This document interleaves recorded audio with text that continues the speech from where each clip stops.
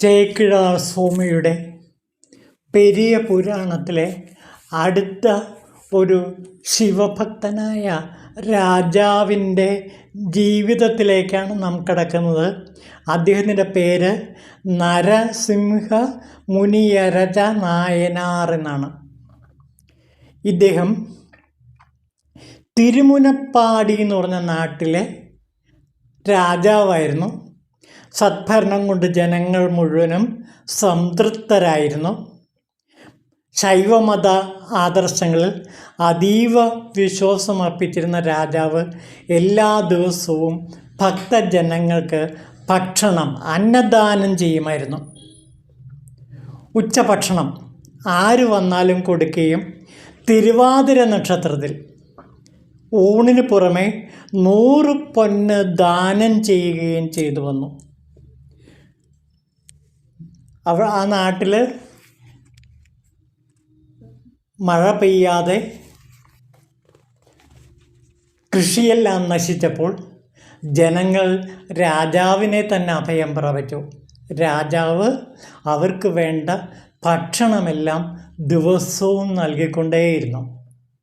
അങ്ങനെ വളരെ ദയാലുവായ ജനതൽപരനായ ഈ നരസിംഹം മുനി എന്ന രാജാവ് ജനങ്ങളുടെ പ്രിയപ്പെട്ട രാജാവായി മാറി. മാത്രമല്ല അവർക്ക് 100 പൊന്ന് തിരുവാതിര ദിവസം എല്ലാവർക്കും ദാനം ചെയ്യുകയും ചെയ്തിരുന്നു.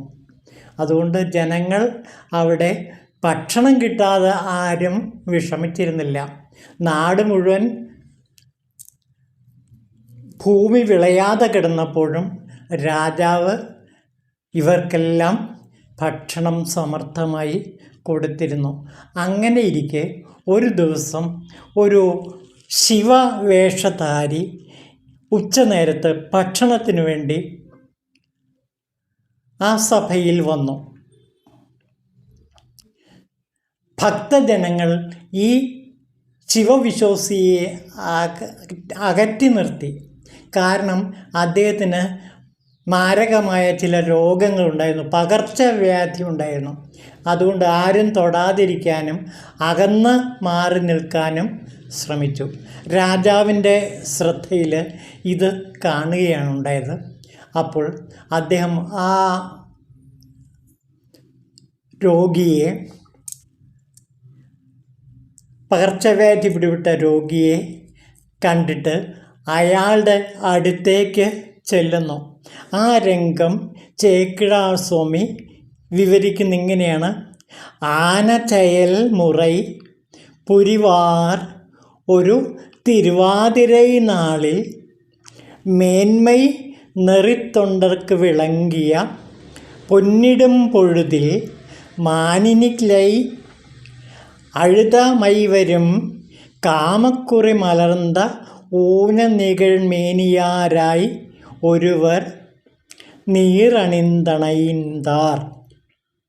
അങ്ങനെ തിരുനീറ് അണിഞ്ഞ ആ പകർച്ചവ്യാധിക്കാരൻ്റെ അടുത്തേക്ക് രാജാവ് ചെല്ലുകയും അയാളെ മധുരഭാഷണം കൊണ്ട് സത്കരിക്കുകയും ചെയ്തു. എന്നിട്ട് ഭക്ഷണം നൽകുകയും ചെയ്തു.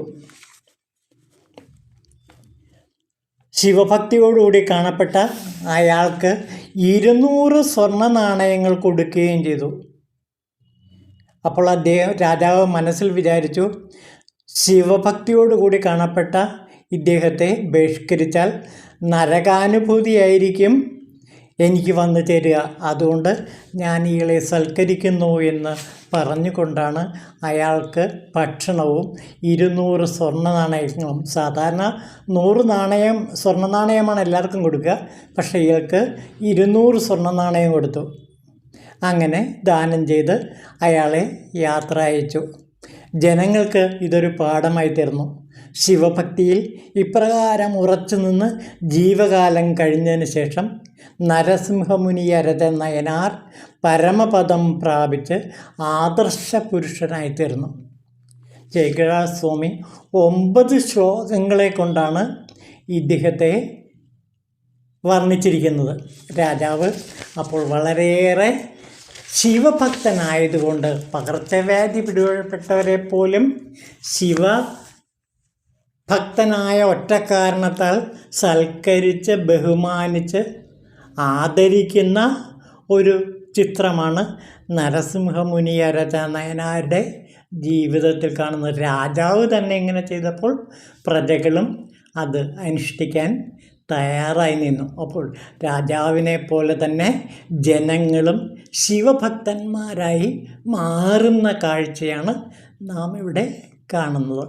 ഇതാണ് നരസിംഹമുനിയരച നയനാരുടെ കഥയിലൂടെ ചേക്കിഴാസ്വാമി 9 ശ്ലോകങ്ങളിലൂടെ നമ്മളോട് പറയുന്നത്.